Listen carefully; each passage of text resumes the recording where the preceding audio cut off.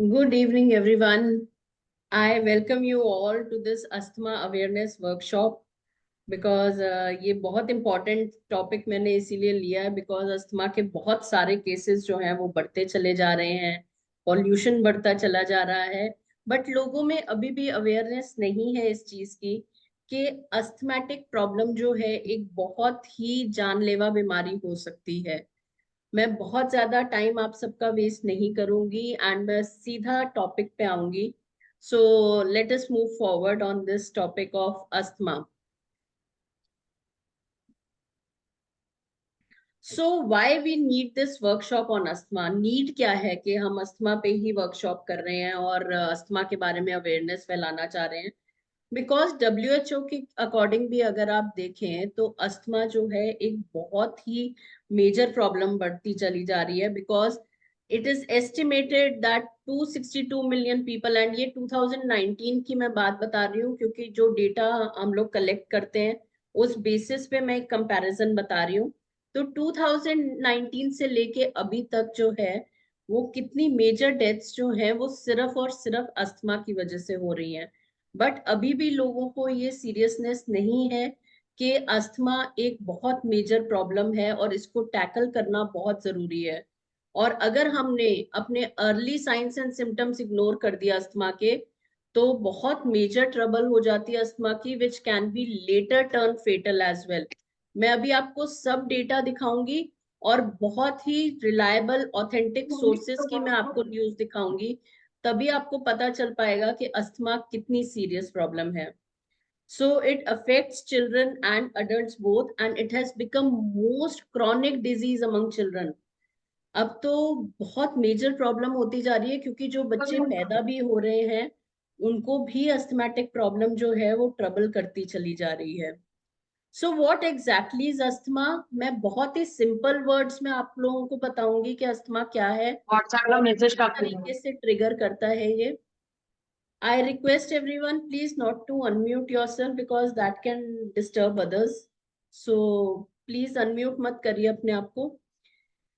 सो जो अस्थमा है, आप देख सकते हैं मैंने एक कंपैरिजन किया है कि जो नॉर्मल लंग्स होते हैं और जो अस्थमेटिक लंग्स होते हैं उसमें क्या होता है, और बहुत ही सिंपल तरीके से मैं आपको बताऊंगी कि नॉर्मल लंग्स में जो देख रहे हैं आपके मसल्स जो है वो रिलैक्स्ड है।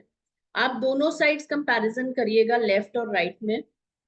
ये जो ब्रोंक्यूल्स होते हैं बहुत ही tiny thin tree branches like structures होते हैं हमारे लंग्स में।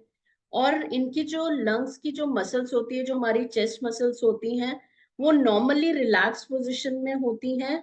और जब म्यूकस जम जाता है, जब फ्लेम जम जाता है, अस्थमेटिक अटैक होता है, तो इन्हीं मसल में जो है वो टाइटनेस हो जाती है। किस तरीके से जो लाइनिंग है अंदर की, ये जो आप रेड एरिया देख पा रहे हैं, नॉर्मल लाइनिंग जो है वो पूरी खुली हुई है। और जब पूरा स्वेल हो जाता है, इन्फ्लेमेशन हो जाता है हमारे लंग्स के अंदर, तो किस तरीके से जो है ये स्वेलिंग जो है ये बढ़ती चली जाती है, इन्फ्लेम्ड हो जाती है, हमारे लंग्स में इन्फ्लेमेशन आ जाती है।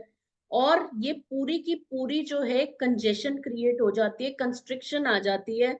यानी आपको एक दबाव फील हो सकता है अपनी छाती में, चेस्ट में पेन हो सकता है, ब्रेथलेसनेस बढ़ जाती है, just because of this excess mucus. So normally जो है किसी को भी कफ कोल्ड होगा, ये जिस तरीके से अभी दिल्ली एनसीआर का वेदर चल रहा है उसमें कफ कोल्ड होना बहुत नॉर्मल है किसी को भी। But asthmatic problem is actually a dangerous problem. और अब तो बच्चों में जो ये प्रॉब्लम बढ़ती चली जा रही है, and the amount of nebulization inhalers बच्चे ले रहे हैं। मेरे क्लिनिक में ऑलमोस्ट डेली मैं देखती हूँ कि मेरे 2 नए केसेस जो हैं वो अस्थमा के आते ही आते हैं।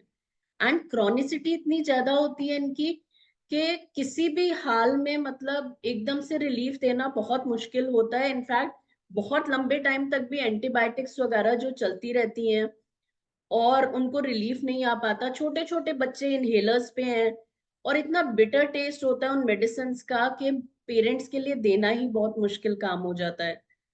सो what is asthma and why it is a major health concern? Because asthma is a chronic respiratory condition which is characterized by inflammation of the airways. Bronchitis जो है that is also inflammation of the Airways, लेकिन allergic bronchitis में exposure होता है किसी irritant से, किसी कोई ऐसा एलर्जन हो सकता है जिसकी वजह से आपको एकदम खांसी आ सकती है, जिसकी वजह से एकदम ब्रेथलेसनेस हो सकती है। और अस्थमा के केस में क्या होता है कि there is a very thin line difference. Asthma आपको पूरे साल चल सकता है। मेरे पास जितने भी केसेस आते हैं अस्थमा के, वो क्रॉनिक ही आते हैं। सो मैंने 15-15 साल पुराने केसेस भी देखे हैं, 40 साल पुराने भी देखे हैं। ओल्ड एज के लोग आ रहे हैं 60-70 ईयर्स के, जिनको 40-40 साल से अस्थमा है। सो उनको कोई भी रिलीफ जो है कोई मेडिसिन नहीं दे पा रही है, in spite of having so many medications, and they have been to top notch doctors, pulmonologists. So that is why it is a major concern. And in fact, if you see the data, India has contributed to 46% of global asthma deaths. 46% is a huge number of global asthma deaths. ये जो मैं आपको news दिखा रही हूँ, please pay attention to that.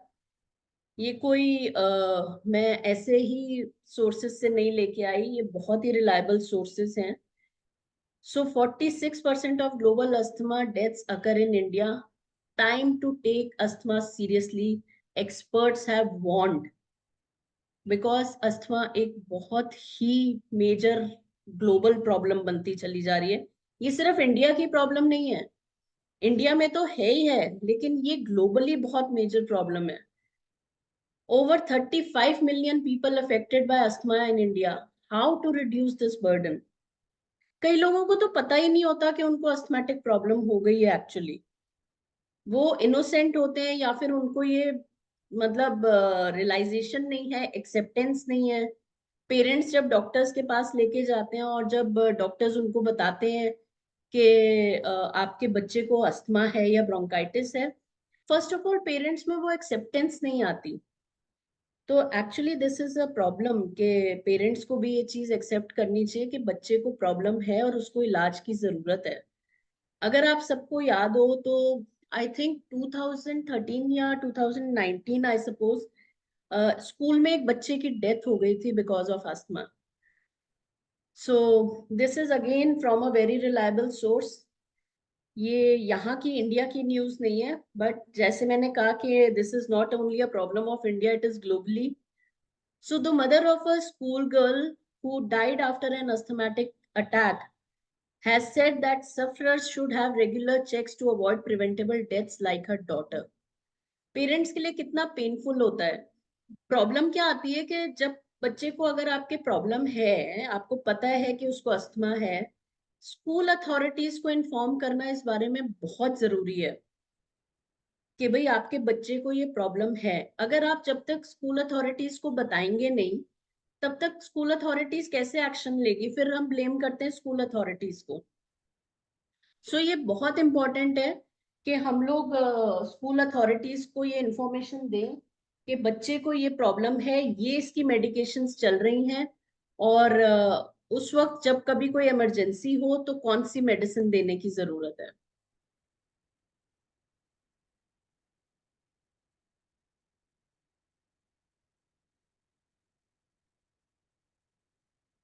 So again मैं आपको एक और न्यूज दिखाती हूँ। ये लंदन की न्यूज है, न्यूयॉर्क टाइम्स की।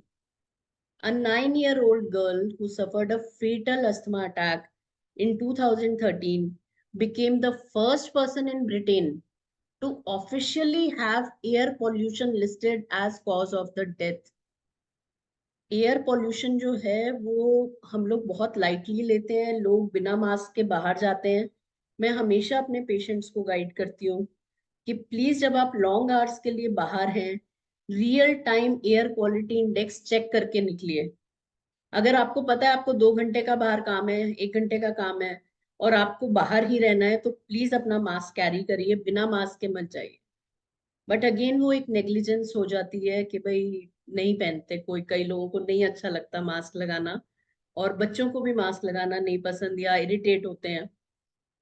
सी, ये मैं आज का आपको बता रही हूँ एयर क्वालिटी, बिकॉज ये मैंने पहले ही सोचा था कि मैं आप लोगों से शेयर करूंगी उसी दिन का, जिस दिन मैं ये वर्कशॉप करूंगी। सो ये आज तकरीबन 3 बजे की बात है। लाइव एयर क्वालिटी इंडेक्स जब मैंने चेक किया तो it was around 300। Air quality is unhealthy. नीचे लिखा हुआ आ रहा है, currently new Delhi rank second among the most polluted cities globally. It is not India. It is globally that Delhi has been ranked as second. So friends, ये बहुत ही serious problem है asthma की। और ये जिस तरीके से एयर पोल्यूशन बढ़ता चला जा रहा है और हम लोग अभी भी नेग्लिजेंट हो रहे हैं, जिन लोगों को ब्रोंकाइटिस अस्थमा नहीं है, मैं उन सब से भी ये रिक्वेस्ट करूंगी कि आप लोग प्लीज बाहर जाएं तो मास्क पहन के जाएं। और आप लोग स्टेट वाइज भी कंट्री वाइज भी ऑनलाइन चेक कर सकते हैं कि किस तरीके की एयर क्वालिटी जो है वो होती चली जा रही है आजकल। So what are the causes of asthma? Genetic causes, hereditary causes. मेरे पास जो भी पेशेंट्स क्रॉनिक केसेस के आते हैं ना, मैं उनकी फैमिली हिस्ट्री जरूर लेती हूँ। और मेरे लिए ये इम्पोर्टेंट होता है जानना कि कॉज कहाँ से आ रहा है, क्योंकि होम्योपैथिक डॉक्टर होने के नाते फैमिली हिस्ट्री लेना वैसे ही बहुत इंपॉर्टेंट होता है हमारे लिए। सो जेनेटिक और हेरिडिटरी कॉजेज होते हैं।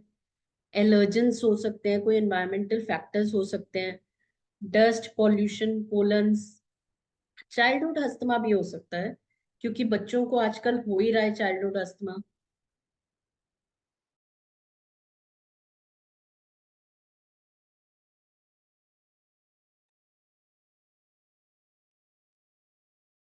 सॉरी। सो ओबेसिटी, फास्ट फूड कंजम्पशन। जिस तरीके के आजकल ऑनलाइन एप्स आ गए हैं, बच्चे घर पे अपने आप ऑर्डर कर लेते हैं, पेरेंट्स भी नहीं मना करते। पेरेंट्स की अपनी एक बिजी लाइफस्टाइल है। सो जो वो खा रहे हैं बच्चे, या जो इवन बड़े भी खा रहे हैं, कितना हेल्दी ऑयल या कितनी हेल्दी चीजें उसमें मिलाई गई हैं जो आप खा रहे हैं, या कौन से ऐसे चीजें हैं जो कि एलर्जेंस हैं, जो कि आपकी बॉडी के लिए एक फॉरेन मटेरियल है। मैं आपको खुद का एग्जांपल देती हूँ एक।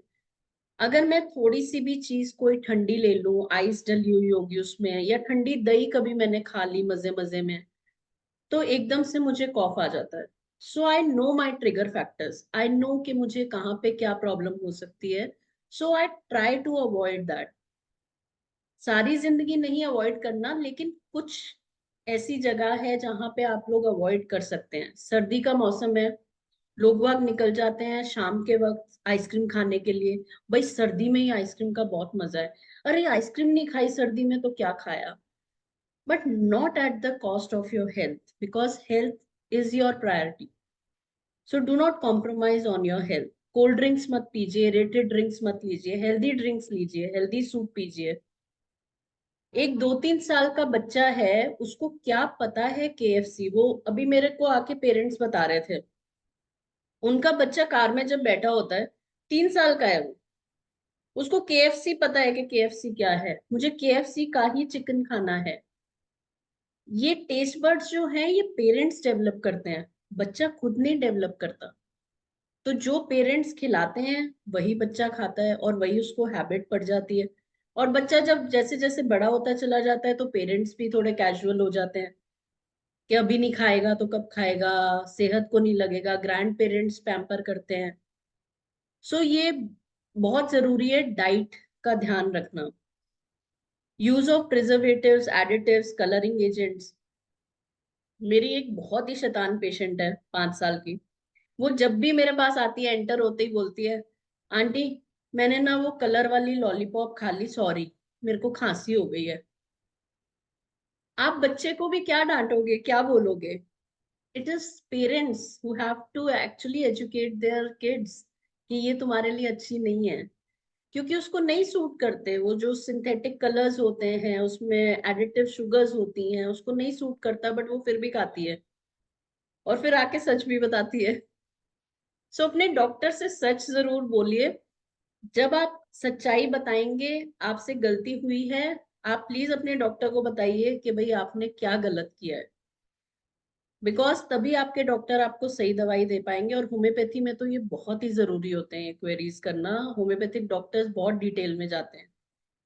सेल्फ मेडिकेशन जो है वो प्लीज अवॉइड करें। आप किसी भी मेडिकल शॉप पे चले जाते हैं और कहते हैं भाई मेरे बच्चे को जो है खांसी हो रही है, कोई कफ सिरप दे देना। आपको वो उठा के कोई भी कॉफ सिरप दे देता है, आप उसको देना शुरू कर देते हैं। आपको लगता है कि आपके बच्चे की खांसी चली गई, चलो भाई डॉक्टर को नहीं दिखाना पड़ा। लेकिन वो एक और बड़ी प्रॉब्लम को आप इनवाइट कर रहे हैं, क्योंकि उस मेडिसिन के अगर कोई साइड इफेक्ट्स आपके बच्चे की बॉडी पे होते हैं, आपको उस वक्त नहीं पता चलेगा। अनदर थिंग, जिस तरीके से ये पैरासिटामोल्स, एंटीबायोटिक्स, इनफैक्ट अब तो बहुत सारे कन्वेंशनल ट्रीटमेंट्स जो हैं डॉक्टर्स, इनफैक्ट आप न्यूज भी देखते होंगे कि जिसमें डॉक्टर्स ने खुद, एक्सपर्ट्स ने बोला है कि एंटीबायोटिक्स का लोड कम करिए पेशेंट्स की बॉडी पे, इनहेलर्स कम करिए, जहां पे जरूरत है वहीं पे इनहेलर्स दीजिए, नेबुलाइजेशन दीजिए। So anti allergics, anti depressants बहुत ज्यादा लेना खुद से। और क्या होता है कि पेशेंट प्रिस्क्रिप्शन ले आता है डॉक्टर से, और फिर सालों साल एक ही दवाई चलाते चले जाते हैं वो, एक ही दवाई चल रही है बहुत टाइम तक। तो नेचुरली वो कोई भी मेडिकेशन जो होगी उसका लेटर ऑन जो साइड इफेक्ट आएगा आपके लंग्स पे आ सकता है, आपको अस्थमा ट्रिगर होगा ही होगा। So there is no second thought on that you have to actually avoid self medication. अपने डॉक्टर की एडवाइस के बिना कोई मेडिकेशन ना लें, not even homeopathy. Because homeopathy में क्या है ना, लोगों को लगता है बुक्स पढ़ लो, नेट पे देख लो, यूट्यूब में देख लो और दवाई खा लो। तो नहीं लेनी कोई होम्योपैथिक मेडिसिन, अपने होम्योपैथिक डॉक्टर की एडवाइस के बिना मत लीजिए। ठीक है, साइड इफेक्ट नहीं है उसका, लेकिन कोई भी मेडिसिन, ऐसी मेडिसिन जो कि आपकी बॉडी के लिए है, आप उसी को कंज्यूम करे चले जा रहे हैं, या वो है भी आपके लिए या नहीं, तो वो तो डेफिनेटली आपको प्रॉब्लम देगी देगी। So try to avoid self medication please. Now why asthma is a challenge globally? Because asthma ना एक बर्डन बनता जा रहा है हर एक कंट्री पे। पॉल्यूशन जैसे बढ़ रहा है हम सबको पता है। Lack of education about asthma, लोगों को अवेयरनेस नहीं है अस्थमा के बारे में।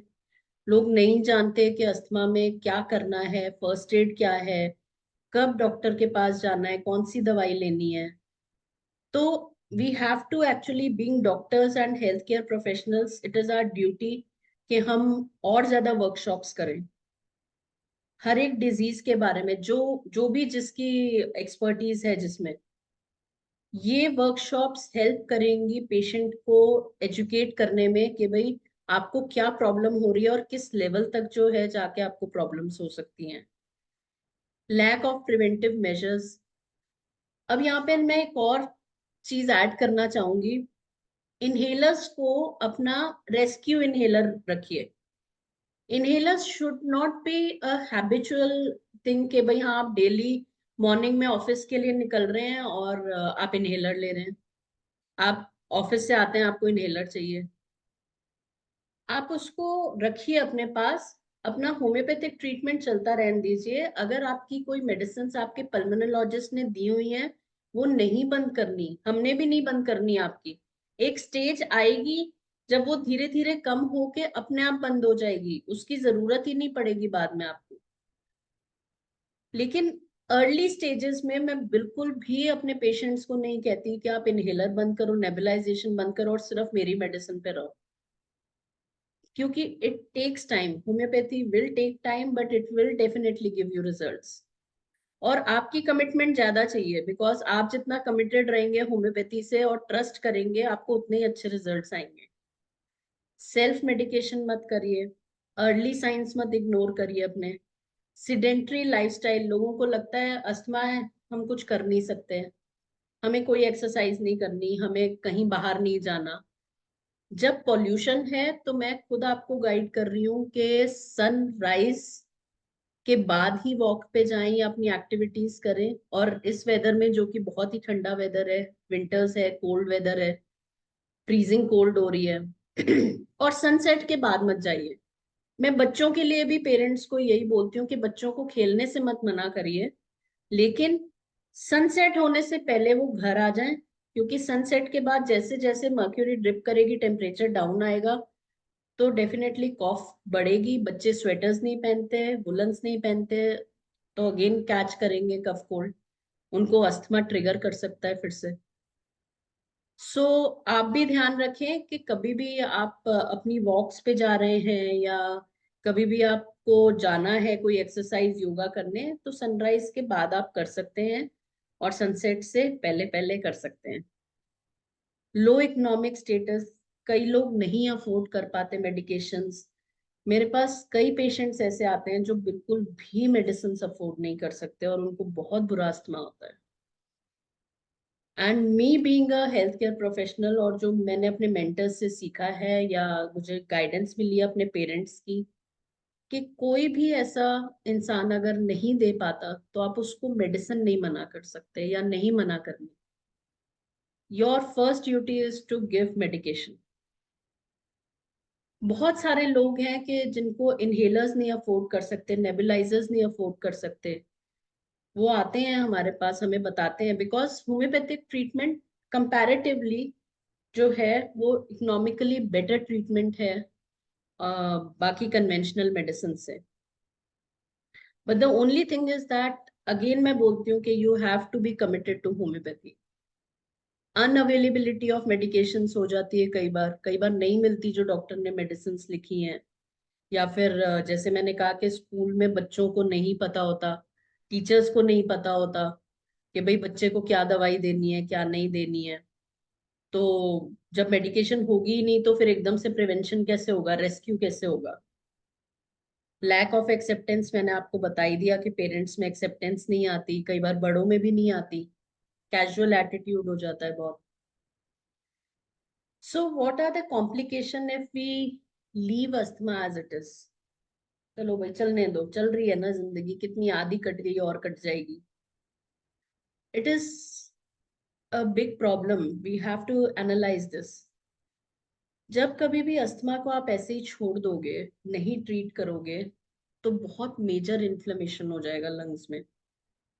खांस खांस के मैंने देखा है पेशेंट्स को वॉमिट हो जाती है, इतनी डिफिकल्ट फ्लेम होती है वो निकलना। इनहेलर्स नेबुलाइजेशंस करने के बाद भी कोई रिलीफ नहीं आ रहा होता।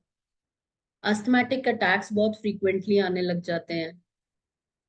मेरे पास ऑलमोस्ट 10 साल से एक पेशेंट आ रहे हैं, and actually he is much better according to me, but he doesn't want to leave homeopathy. क्योंकि होम्योपैथी से उनके अस्थमैटिक अटैक्स कंट्रोल हो गए, उनकी एलोपैथिक मेडिसिन रिड्यूस हो गई, उनकी लाइफ बेटर हो गई। अदरवाइज वो जब आए थे मेरे पास, उन्होंने मुझे कहा कि मैम मैं तो 2 साल भी जिंदा नहीं रहूंगा। तो मैंने उनको कहा मैं आपकी क्वालिटी ऑफ लाइफ इंप्रूव कर दूंगी, भगवान ने जितनी आपकी लिख रखी है एटलीस्ट आप अच्छा जियोगे। So he was happy with the treatment, he is committed to treatment, he is taking his medications regularly, and lung health जो है ना वो बहुत इंप्रूव हो जाती है होम्योपैथिक मेडिकेशंस के बाद। Because see I am not criticizing any medicine over here, allopathic medicine का अपना रोल है। Yes, allopathic medicine rescue remedies हैं, क्योंकि वो आपके इमरजेंसी वाले फेज में जो है आपको हेल्प करेगी। बट लॉन्ग टर्म पे अगर आप बहुत ज्यादा लेते हैं, डॉक्टर की एडवाइस के बिना अपनी मेडिकेशंस रिपीट करते हैं, तो आपकी लंग्स की हेल्थ जो है वो रिड्यूस होती चली जाएगी। आप जब भी कभी अपने लंग फंक्शन टेस्ट कराएंगे, जो भी पल्मोनरी एग्जामिनेशंस होंगे आपके, उसमें और ज्यादा आपकी हेल्थ जो है वो डिट्योरेट होती हुई दिखेगी। सो मैं अपने पेशेंट्स को भी यही एडवाइस करती हूँ कि कोई भी मेडिकेशन अपने डॉक्टर की एडवाइस के बिना बंद मत करिए। Inability to perform daily activities, 10 कदम चलते हैं और सांस चढ़ जाता है, कोई डेली एक्टिविटीज अच्छे से नहीं कर सकते। ऑफिस में प्रेजेंटेशन है, ऑफिस में वो प्रेजेंटेशन भी अच्छे से नहीं दे पाते बिकॉज बार बार खांसी आती है। बच्चे का स्कूल में फंक्शन है, बोर्ड के एग्जाम्स हैं, कंसंट्रेशन नहीं हो रही। कितने लेवल्स पे जो है अस्थमा अफेक्ट करता है। मोर ओवर आपका कॉन्फिडेंस लेवल जो है वो डाउन चला जाता है अस्थमा की वजह से। Because asthma affects your mental health. आपको फियर है कि मेरे को अस्थमा अटैक आ जाएगा। अभी मेरे पास एक फैमिली आई थी, they actually wanted to go to hills. मैंने कहा बिल्कुल लेके जाओ अपने बच्चे को, वहां पे कुछ नहीं होगा उसको। मुझे आके बताना अगर कुछ हो, वहां से फोन करना मुझे कुछ हो तो। क्योंकि वहां पे पॉल्यूशन लेवल कम था, उसका एक्सपोजर जो था वो उन एलर्जेन से नहीं हुआ जो कि उसके लिए ट्रिगर फैक्टर थे। And they really enjoyed their holiday. उनको मैंने एसओएस मेडिकेशंस दे दी थी कि इमरजेंसी के वक्त अगर जरूरत पड़े तो कौन सी होम्योपैथिक मेडिसिन लेनी है। सो सोशली अपने आप को कट आउट नहीं करना है कि हम मैरिज में नहीं जाएंगे जी, ब्रोंकाइटिस है, अस्थमा है, सब क्या बोलेंगे कि खांसी हो रही है। आप अपने होम्योपैथिक डॉक्टर से मिलिए, बात करिए, वो आपको मेडिसिन देंगे। शादी पे जाना है, 1 घंटे पहले लो डोज अपनी, एंजॉय करके आओ शादी, लेकिन चटर पटर ज्यादा मत खाना क्योंकि अगेन वो फिर आपको ट्रबल में डालेगा। सो एक्सट्रीम केसेस में अस्थमैटिक अटैक फेटल हो जाता है। मैंने अभी आपको न्यूज दिखाई, जब एयर नहीं जाएगी, ऑक्सीजन नहीं मिल रहा हमें, तो एकदम से लगता है कि this is my last breath. ऐसा फील होता है बस इसके बाद जिंदगी खत्म है। तो बहुत डेंजरस लेवल पे अस्थमा चला जाता है और आपके लंग्स गिव अप कर जाते हैं अगर आप ध्यान नहीं देंगे तो। So how we can help you, how is homeopathy can help you, in fact in that case I would say homeopathy will help you. आपके जो भी होम्योपैथिक डॉक्टर्स हैं उनसे मिलिए। बट यहाँ, because I am talking about my is homeopathy, so I can guide you that how we can help you under the guidance of my mentors, my seniors. मेरा जो experience है 22-23 साल का asthma में, वो ये कहता है कि होम्योपैथी बहुत अच्छे से अस्थमा को मैनेज कर सकती है, ट्रीट कर सकती है। इफ नॉट 100% क्योरेबल, आपकी लाइफ क्वालिटी को 95 to 98% बेटर कर सकती है। But again, commitment has to come from your side. If you are not committed, if you are not taking your medicines on time, so how will homeopathy help you? No homeopathic doctor is bad, no homeopath is bad. आपको अच्छे से वो guide करेंगे, अच्छे से आपको सब दवाइयां देंगे, लेकिन कमिटमेंट आपकी होनी चाहिए। और जो परहेज वो बताएं तो डेफिनेटली वो परहेज भी करने होंगे आपको। So how homeopathy works, homeopathy works on your root cause of the problem, कि कहाँ पे प्रॉब्लम स्टार्ट हुई। जेनेटिक प्रॉब्लम है, एलर्जीज हैं, क्या कॉज है, एक्साइटिंग कॉज क्या है, मेंटेनिंग कॉज क्या है, स्ट्रेस लेवल, स्लीप, आपका वाटर हैबिट्स, आपकी फूड हैबिट्स, आपकी लाइफस्टाइल। बहुत डिटेल में तसल्ली से 40-50 मिनट निकाल के जाइएगा अपने होम्योपैथिक डॉक्टर के पास, क्योंकि इतना टाइम लगेगा फर्स्ट कंसल्टेशन में। Detail case taking before starting the treatment, क्योंकि अगर कोई भी डिटेल मिस हो जाती है तो फिर रेमेडी सही से काम नहीं करेगी। Assess the case, its chronicity and severity. आप लोग खुद जज कर सकते हैं कि अगर किसी की प्रॉब्लम, किसी को अस्थमा अगर 20 साल से है, 6 महीने में वो ठीक होके चला जाएगा।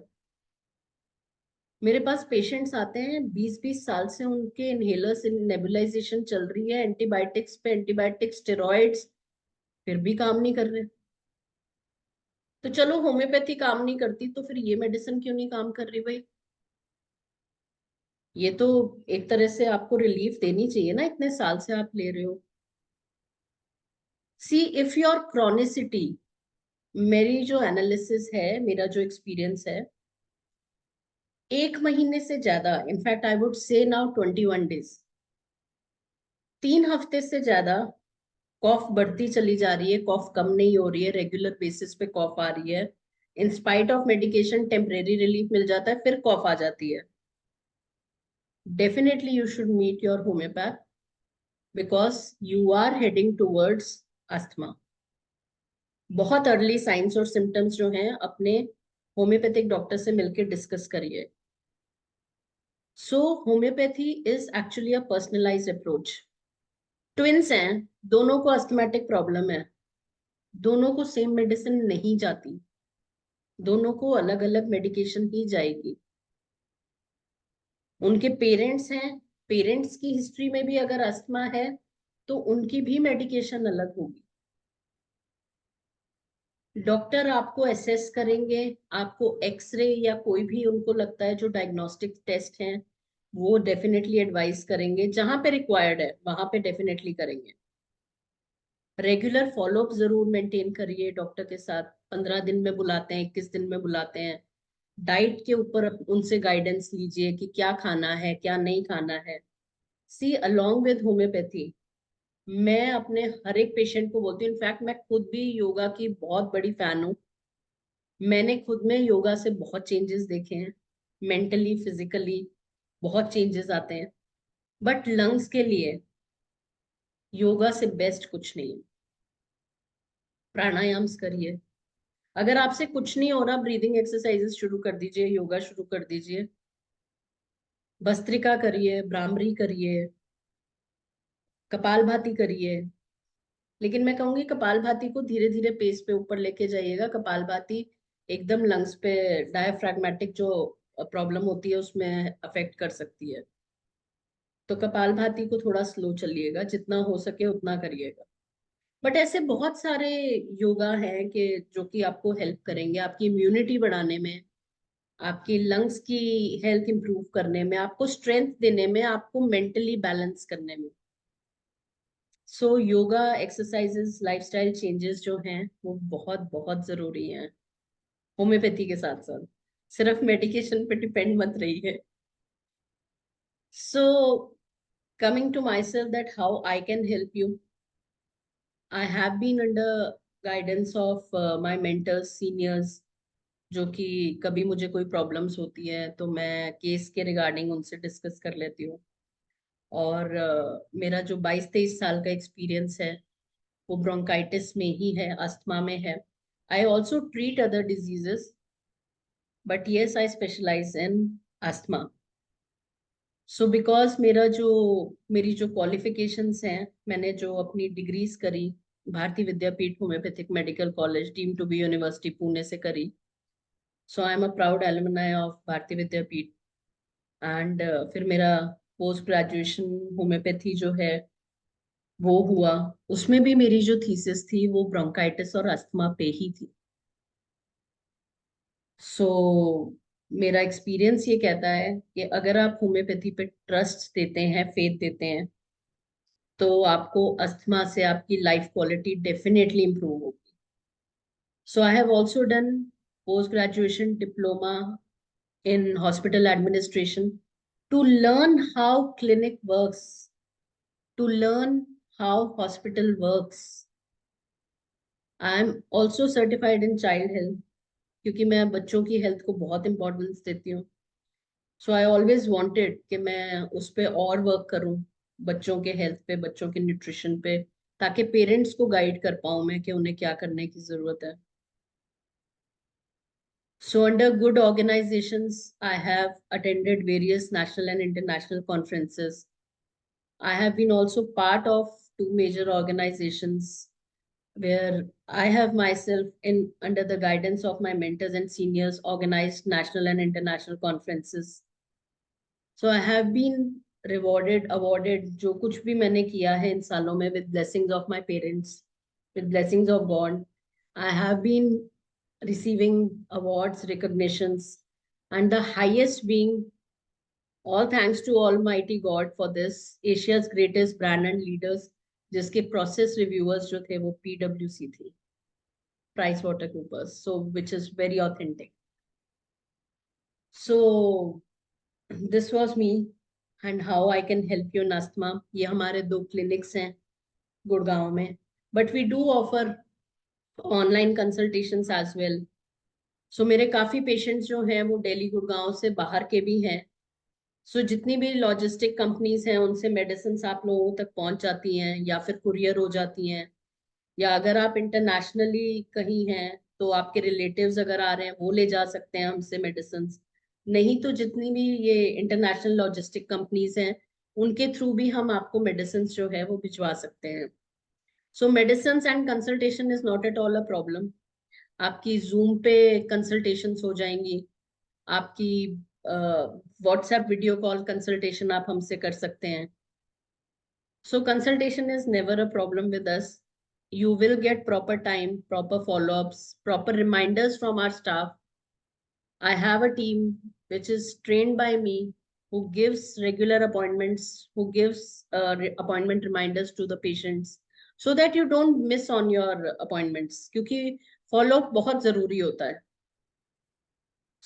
ये जो वर्कशॉप आज कंडक्ट की गई, वो उसका एम ये था कि मैं आपको इन शॉर्ट एक ट्रेलर दे सकूं कि अस्थमा क्या है, क्यों होता है, किस वजह से होता है, और ऐसी क्या क्या चीजें हैं जो कि अस्थमा में हमें अवॉइड करनी चाहिए. But there is, believe me friends, there is lot more to it. अभी जो मैं आपको बता रही हूँ वो बहुत ही कम है. So this was free workshop from for all of you, and I will be putting this on my YouTube channel, my social media as well. तो जिन लोगों को और अवेयरनेस आ सके अस्थमा के बारे में और उनको ट्रीटमेंट की जरूरत है, या आपके ही किसी फ्रेंड्स फैमिली मेंबर्स में ऐसा कोई है जिसको अस्थमा के ट्रीटमेंट की जरूरत है, तो you can guide them. So I will be coming up again in January on 18th and 19th January for 2 days workshop on asthma. This will be actually a patient hour जिसमें patient मुझसे बात कर सकते हैं, connect कर सकते हैं, मेरे से क्वेश्चन पूछ सकते हैं, और मैं आपको अपने केसेस दिखाऊंगी जो कि अस्थमा के केसेस हैं जिनको ठीक हुए भी काफी टाइम हो गया. एंड अगेन आई वुड से कि बाय ग्रेस ऑफ गॉड मेरे पास रिटर्न पेशेंट अस्थमा को लेके बहुत कम आता है. So that is also a positive sign कि भाई एस होम्योपैथी से अस्थमा के अच्छे रिजल्ट्स मिल रहे हैं. So this will be a paid workshop, friends, for 2 days, 18th and 19th January. So we will be sharing the details with you, the timings, because आज ही मेरे कुछ जो इंटरनेशनल पेशेंट्स थे उन्होंने थोड़ा सा डिसअपॉइंटमेंट शो किया क्योंकि टाइमिंग्स मैच नहीं कर रहे थे हमारे. बट क्योंकि इंडिया में जो टाइमिंग्स मैच कर रहे थे, हमें उस तरीके से आज ये वर्कशॉप रखनी पड़ी. But we will not disappoint them as well. So I will try my level best to choose a time. I have not mentioned the timings at present because एक बार मैं वो देख लूं कि कौन से टाइमिंग सबसे बेस्ट उनके लिए और हमारे लिए कंफर्टेबल होते हैं सबके लिए. तो I keep those timings then. So उस वर्कशॉप में, उस पेशेंट आवर में मैं अस्थमा बताऊंगी आपको डिटेल में, क्योंकि जैसे मैंने कहा कि अभी बहुत कुछ बाकी है. ठीक है जी. केस एक्सप्लेनेशन दूंगी मैं आपको, अस्थमा के ही डिफरेंट डिफरेंट केसेस में आपको बताऊंगी. फॉलोअप्स कैसे करते हैं होम्योपैथी में, कौन कौन से टेस्ट हैं जो कि एक्चुअली मैं पर्सनली अपने पेशेंट्स को रिकमेंड करती हूँ, because I don't believe in too much of test कि भाई लिख दो और पेशेंट के पैसे जो हैं वो पुट्टे जा रहे हैं उसमें टेस्टों में और कुछ निकल के आ नहीं रहा. So I will only recommend those test जो कि आपके लिए इंपॉर्टेंट है, और अगर मुझे लगता है कि कोई टेस्ट नहीं कराने की जरूरत तो मैं रिकमेंड भी नहीं करूंगी आपको. So how homeopathy is better than conventional medicines? As I said, कि conventional medicines are not bad. अपनी जगह उसकी importance है इमरजेंसी में, ऐसी डिजीजेस में जो कि आपको रिलीफ नहीं दे पाते, तो उसमें कन्वेंशनल मेडिसिन की हेल्प लेना. और अब जो अप्रोच आती चली जा रही है, that is actually a integrated approach friends. मेरे पास एलोपैथिक डॉक्टर्स बहुत सारे हैं ऐसे जो मुझसे ट्रीटमेंट लेते हैं अपनी प्रॉब्लम्स के. I have dermatologists with me, I have radiologists with me, I have gynecologists with me, I have an ENT with me. So they are coming from very good hospitals. All regards to them that they believe in homeopathy as a system. And उन्होंने फिर अपने family members को भी recommend किया आगे कि how homeopathy is helping them. So how can you reduce dependency on inhalers in nebulization? And there will be a special question and answer session as well.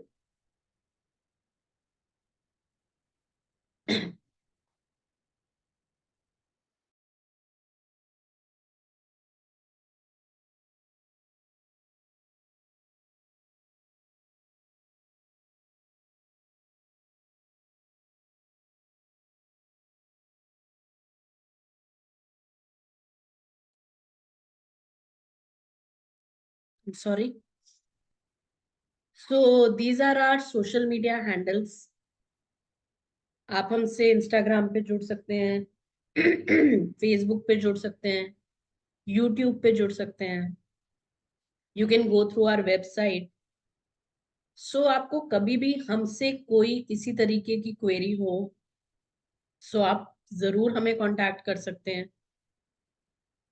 And now I would like to know, अगर कोई कुछ share करना चाहते हैं, we have 5 minutes more.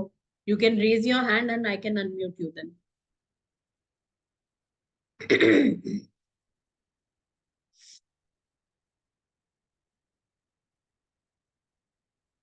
Anybody has any queries or something? You can have these contact details. These are our numbers and our email ID.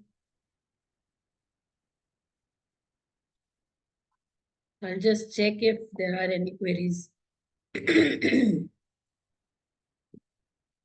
Thank you so much. I can see in the chat box that lot of appreciations for the presentation and the session. So I would like to thank you all for your kind presence. Anybody has any query or want to speak something? क्या सोच रही हो? कुछ नहीं. Rituji, you want to speak something? मुझसे छुपा के क्या मिलेगा? I was just wanted to say that, Doctor, thank you very much, because I think this session was quite helpful for us, and I would come back to you for connecting and taking this session forward. I want Thank to you show so much. myself because I'm staying in Hyderabad and I have this problem of bronchitis, so I'll surely come and refer to you. Thank you so much. Thank you, Rituji, for the appreciations. Thank you. We are there for you. So now I would like to leave, friends, and thank you so much again for attending this valuable session. More healing energies to you all. Wish you all a merry, happy Christmas and a happy New Year. और इस नए साल में आपको अपने लिए decision लेना है कि आपको अस्थमा से कैसे दूर होना है और किस तरीके से आपको अपनी लाइफ को बेटर करना है. Thank you so much. Thank you. All healing energies to you all. Thank you so much. With your permission, I'll now just leave the meeting. Thank you.